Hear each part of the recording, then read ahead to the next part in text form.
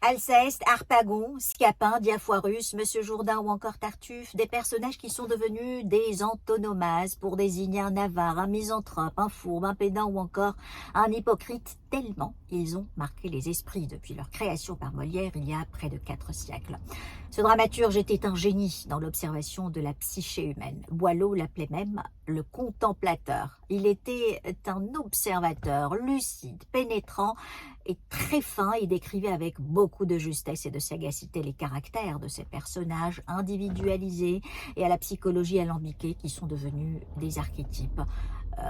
Il décrivait, dans sa description, il se servait de tous les genres de comiques, le gestuel, le comique verbal, pour décrire en profondeur ces personnages.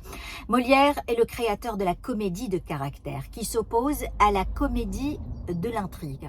C'est une comédie qui s'écarte de la tradition aristotélicienne, qui consiste à se baser d'abord sur l'intrigue, sur l'histoire, se concentrer sur l'histoire davantage. La comédie de caractère, et insiste surtout sur la psychologie des personnages de la pièce de théâtre.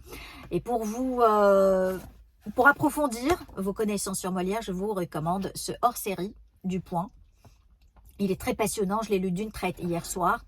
Il parle de Molière, de l'homme, du dramaturge, et de ses œuvres, et de cette polémique qui consiste à dire que Molière ne serait pas l'auteur de ces pièces, mais c'est plutôt Corneille qui les aurait écrits, que Molière était un metteur en scène de génie, un scénographe de génie, qu'il dirigeait les acteurs, un bon acteur, mais il n'a pas écrit ces pièces de théâtre. C'est la polémique.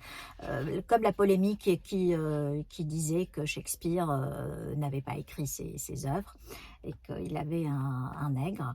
Eh bien, Molière, c'est pareil aussi. Comme quoi, l'homme a toujours besoin de mystifier tout ce qui est autour de lui. Ce besoin de mystification est une autre histoire, on en parlera dans une prochaine vidéo. Très bonne lecture à tous.